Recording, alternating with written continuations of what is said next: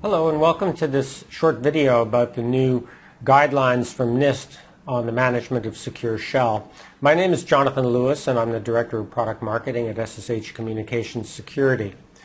And what I'm going to cover today is the Interagency Report 7966 just released by NIST. This was on August 20th, 2014, and it covers how secure shell should be managed in order to preserve security within data centers and other IT environments where secure shell is being used.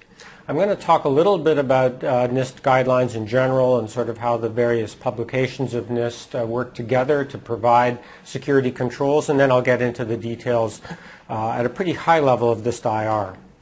So a few words about NIST. They're the National Institute of Standards and Technology, part of the Department of Commerce. It's a pretty big division. It's responsible overall to promote industrial competitiveness in the U.S.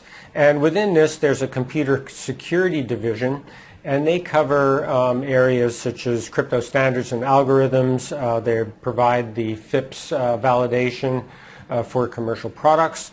And also they're responsible for the implementation of FISMA, which was legislation passed in 2002 to promote the security of IT operations within federal agencies. So let's just take a quick look about how FISMA and NIST all fit together. So FISMA was the legislation, and under that legislation, the Computer Security Division of NIST was required to set the standards to which the federal agencies have to follow. And what they provide are these special publications defining what the security controls are that the federal agencies need to meet.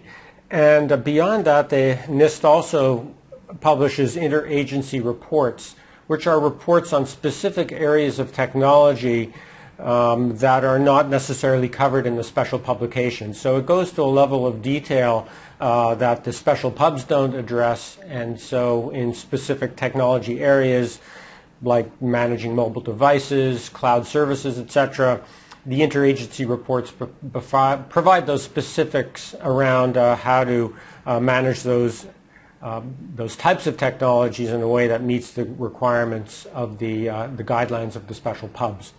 So NIST has come out with a interagency report 7966 for the security of automated access using secure shell. And the reason they've done that is because secure shell is very widely used for automated processes. Things like a patch management system may go out and touch all the servers in a data center to update software. And as a result, that patch management application has pretty high level privileges into all of those systems that it can update software on. And most often what is being used by these automated processes are secure shell keys, which are in effect authenticators. Just like a user ID and password allows an interactive user to log into a system, secure shell keys allow automated processes to log into remote systems. And just like a username and password, these keys need to be managed. So there's a lifecycle management requirement around making sure keys are decommissioned when an application is no longer needed, that the keys are updated regularly, and that the keys are kept secure so that they are not prone to be lost or stolen and then misused by an attacker. What NIST has found is that there is a general lack of management of these secure shell keys and of the secure shell in general around automated processes, and so they found it necessary to provide these specific guidelines that are outlined and actually to a high degree of specificity in this interagency report. So, how big a problem is this in general? Well, what we see as SSH Communications, we do a lot of scans. We work with a lot of enterprises and also federal agencies. And the kinds of things that we find are, if we just take a look here at a scan we did of just a few hundred servers, this is depicting basically the trust relationships that exist between servers with the secure shell keys. And you can see that there's actually thousands of trust relationships. So it's so dense, it's like a ball of wool. And so even in amongst several hundred servers, there's thousands of trust relationships. And typically, these are not all valid. They're oftentimes they're keys that have been put there years ago, and were never removed or updated. And so it's kind of like it keeps accumulating, and this presents a security risk.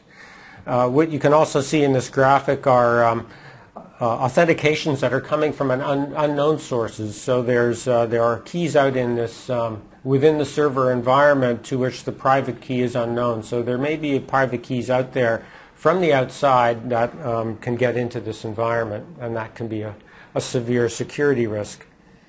Other kinds of things that we see is a lack of separation of duties, and what you can see here is that the connections between the production environment in green and the development environment in blue, there are a large number of these connections, and it's very likely that many of them are in violation of a separation of duties requirement.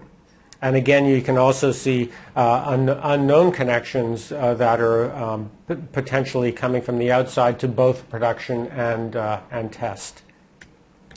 And then finally, what we see, common occurrences are keys that are really quite old.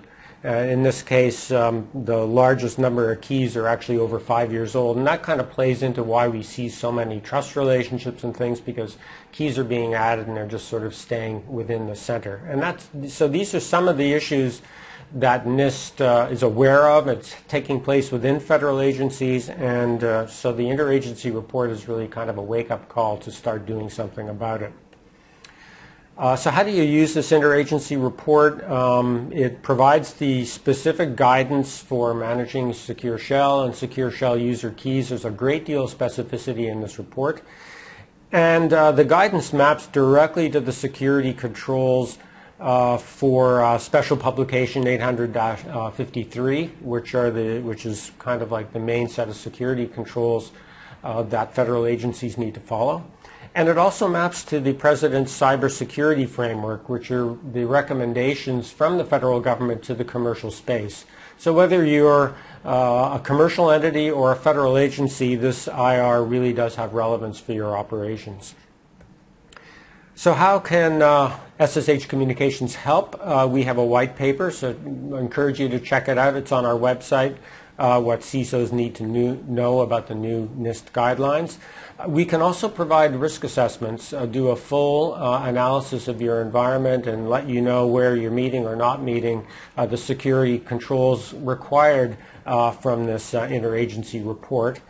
And beyond that, we have the products and services to remediate problems and bring your system, your secure shell environment under management if indeed that's required, and you basically haven't got to that point yet where you're conforming with the requirements of the security guidelines. Well, that's about it. Come see us at ssh.com. Hope you found this useful. Bye for now.